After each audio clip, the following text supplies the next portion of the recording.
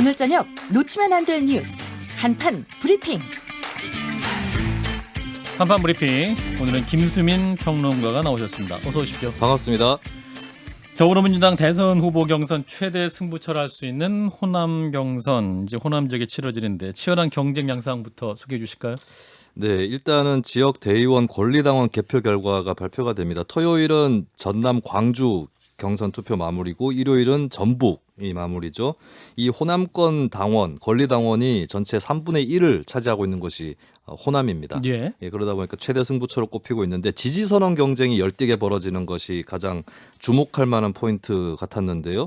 양쪽이 좀 양상이 다릅니다. 예. 이낙연 후보 지지선언은 주로 어떤 쪽에서 하느냐. 광주 전남의 국회의원이나 지방의원들이 결집하고 있는 그런 모양새입니다. 그러니까 예. 풀뿌리 조직이 강하다라고 하는 것을 보여주려는 듯한 그런 모습이 눈에 띄고 있고요.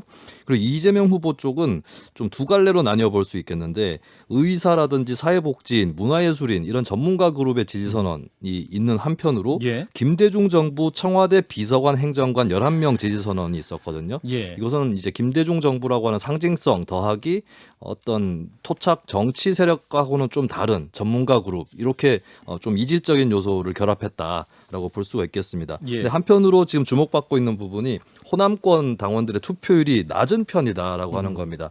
이틀간의 온라인 투표 결과를 살펴보면 광주 전남 권리당원의 그 투표율이 40%고요. 전라북도는 35%인데 어떻게 보면은 대구 경북 63%, 강원 44%에 비해서 낮은 투표율이라서 이 주목을 받고 있는데 이제 지역 정치권의 시각은 이례적인 현상은 아니다. 예전에도 민주당 경선할 때 호남권의 당원 투표율이 좀 다른 지역보다 낮은 편이었다. 워낙 당원이 많다 보니까 그런 현상이 있다라고 절대 하는. 숫자는 많지만 그 네. 전체 퍼센티지는 낮은 비율로 나타났다. 그렇습니다. 예. 그리고 한편으로는 정세균 전 후보의 중도 포기 영향도 있는 거 아니냐 이런 분석도 제기가 되고 있습니다. 근데 이 낮은 투표율을 두고 양 캠프 양강 캠프의 해석은 다른데요. 이낙연 캠프 쪽은 대장동 의혹 때문에 지금 투표를 유보하고 있는 당원들이 늘고 있다라고 그렇게 얘기를 하고 있고 이재명 캠프는 압도적 승리에 대한 자신감을 계속 표현을 하고 있습니다. 예, 말씀하신 대로 이 대장동 의혹에 대한 보도 오늘도 여러 가지가 나왔는데 그 중에서도 이제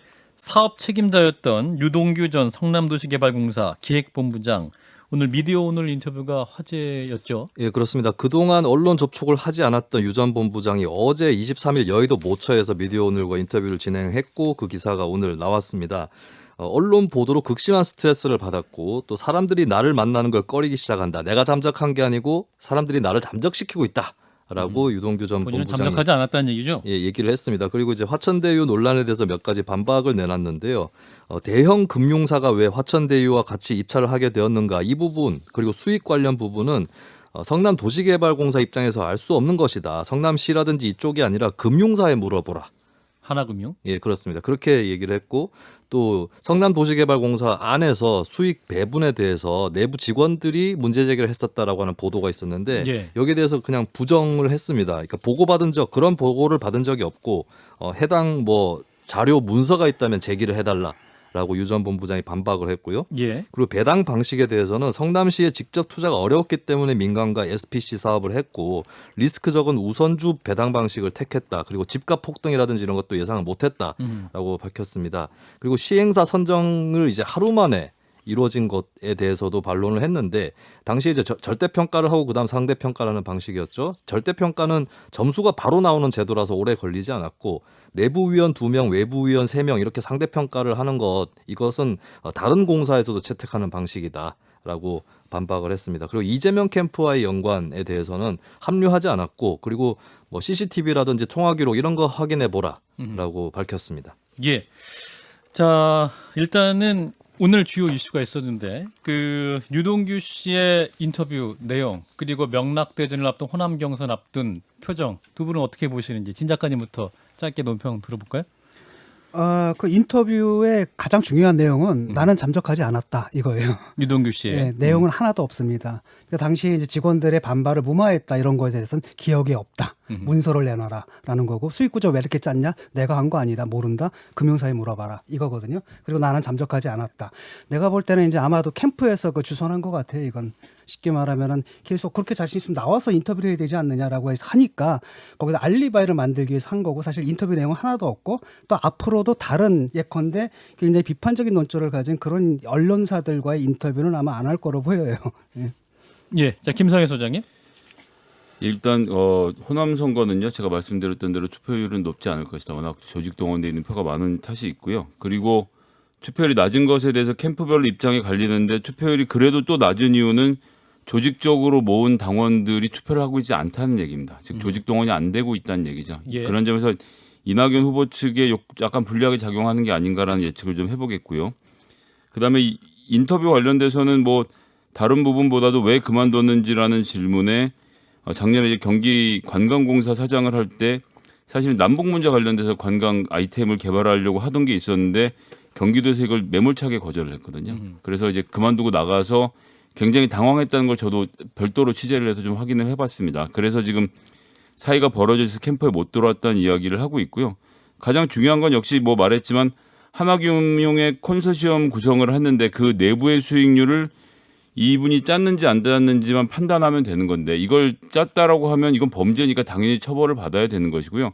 이건 하나은행에 왜 기자들이 안 물어보는지 모르겠습니다. 이걸 물어봐서 얘기를 들으면 되겠다. 그리고 언론사들이 자기랑 인터뷰 안 하면 잠적했다는 표현을 쓰는 거는 좀 하루 이틀 정도는 이게 지금 정말 스포츠 중계도 아니고 경마 중계도 아니고 우리나라 이 언론의 보도 행태가 좀 위험 수위에 올라갔다 좀 이렇게 생각을 하고 있습니다. 아니, 가장 키 매니니까 정말 그 잘된 사업이라면 자기가 나와서 해명을 해야 되는 거잖아요. 근데 지금도 미디어오늘 같은 매체가 사실 친여 매체고 여기 하나만 딱 짚어서 아무 내용 없는 인터뷰를 한 거잖아요. 미디어오늘이 친여 친여라고 하시는 건 거는 되게 위험한 거 아닌가요? 예, 저는 그렇게 작가의 봐요. 해석으로 예, 예. 하겠습니다. 저는 그렇게 보고 그런데 그렇게 딱 하나만 짚어가지고 사실 아무 내용 없는 인터뷰를 좀 하고 있고 뭐 새로운 게 없잖아요. 그리고 모른다. 그다음 그쪽에 물어봐라 이런 거고. 그러니까 알리바이를 만들기 위한 하나의 인터뷰다. 난 잠적하지 않았다. 이게 그 인터뷰의 가장 핵심적인 메시지라고 봅니다.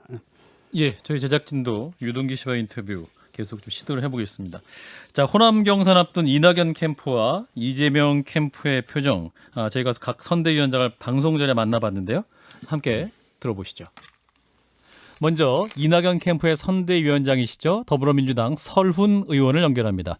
의원님 안녕하십니까? 예, 민주당의 설훈입니다. 반갑습니다. 예, 자 이번 주말이면 호남 경선 결과 나올 텐데 많이 긴장되시죠? 뭐 긴장이라기보다도요.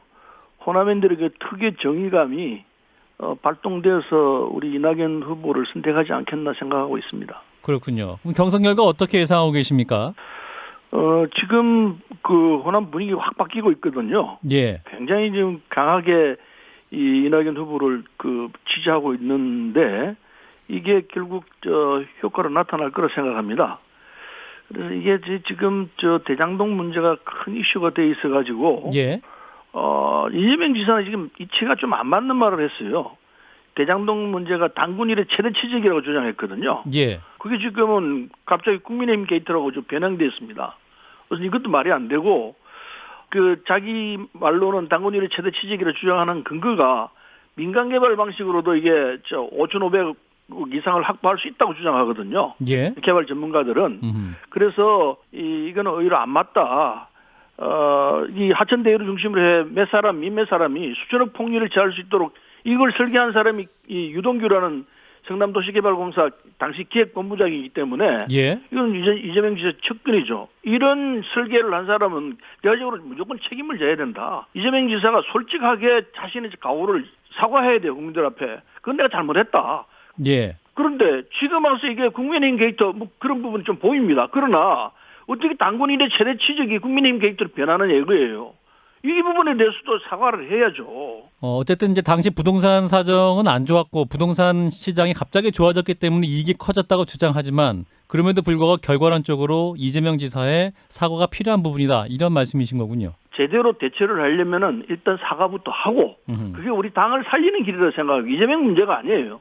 지금 이 사건으로 인해 가지고 우리 민주당 전체가 지금 지지율이 떨어지는 상황에 들어갔기 때문에 이 책임은 이재명 지사가 피할 수가 없죠. 이런 와중에 이제 국민의힘에서는 이 특검 혹은 국정조사까지 해야 된다 이렇게 주장하고 있는데 의원님 입장은 어떠세요? 검찰 수사와 경찰 수사가 지금 진행되고 있기 때문에 그 결과를 보고해도 늦지 않습니다. 예. 지금 하고 있는 이 수사 자체를 그냥 무화시키고 특검으로 바로 간다는 것은 성급한 거죠. 저는 그 반대하고요.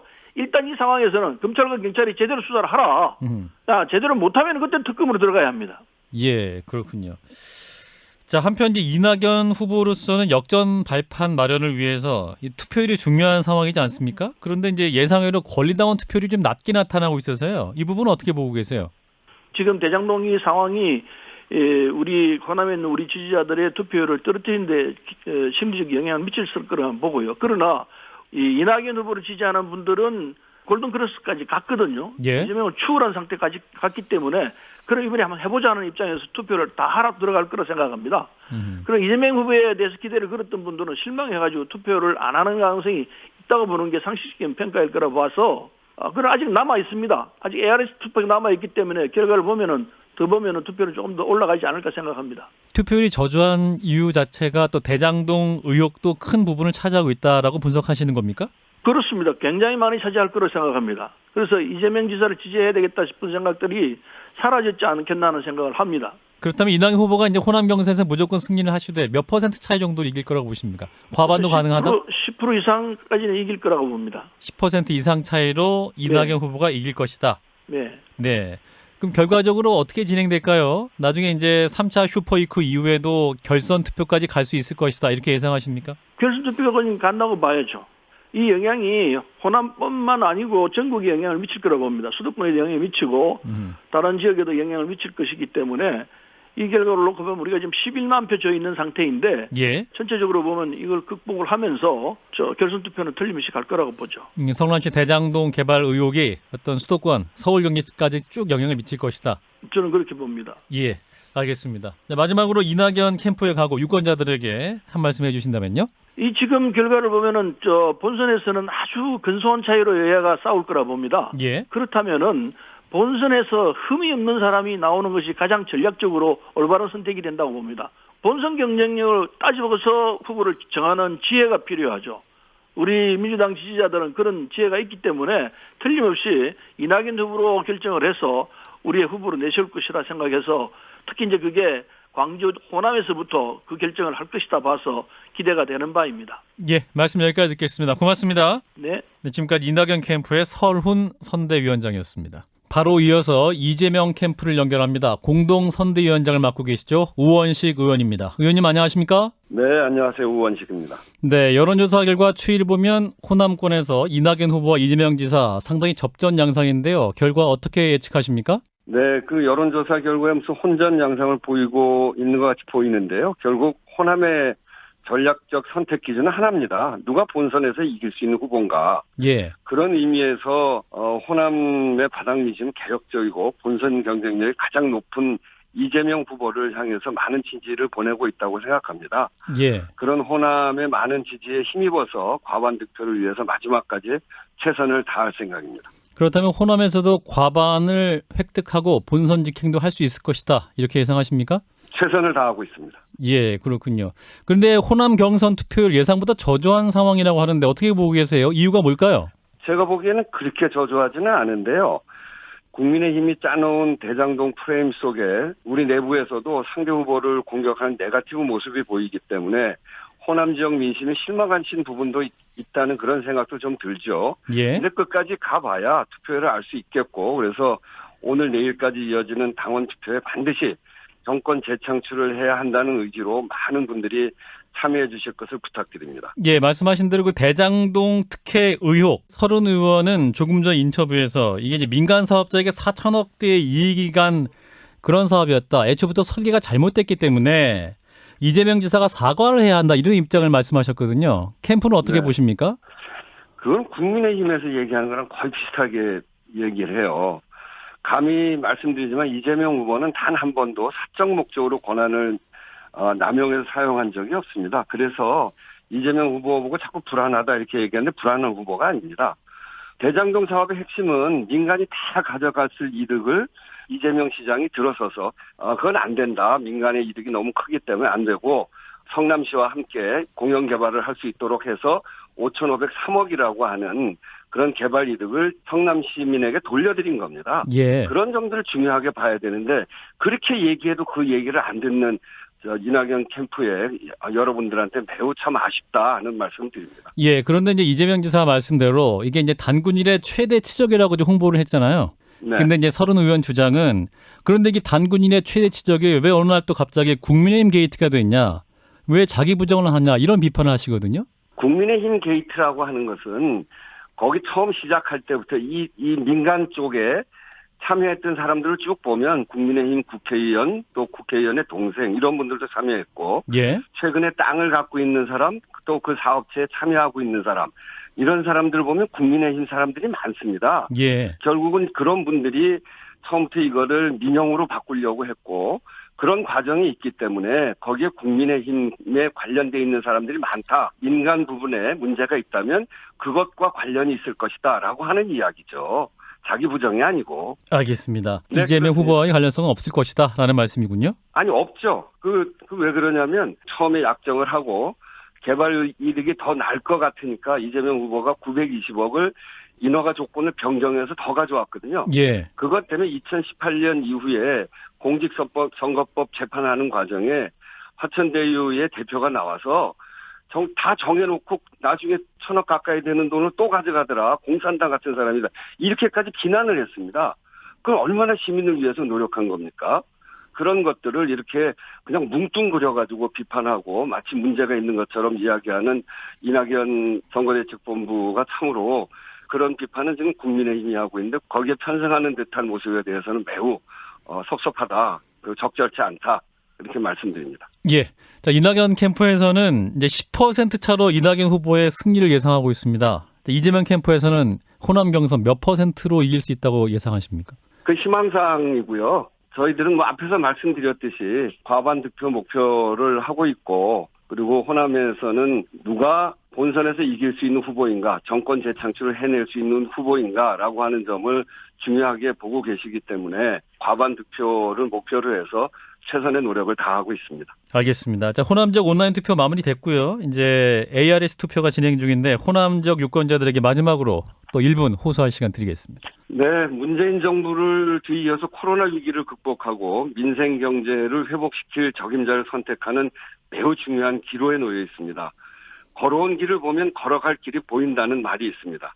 이재명 후보야말로 지금의 전환적 위기를 기회로 만들고 불평등, 불공정, 불균형을 해소하기 위해서 기득권의 저항을 감수하고 과감한 개혁을 추진할 용기와 비전이 있습니다. 많은 분들이 참여해 주실 것을 부탁드립니다. 네, 의원님 여기까지 듣겠습니다. 고맙습니다. 네, 감사합니다. 네, 이재명 캠프 공동선대위원장이시죠. 민주당 우원식 의원이었습니다.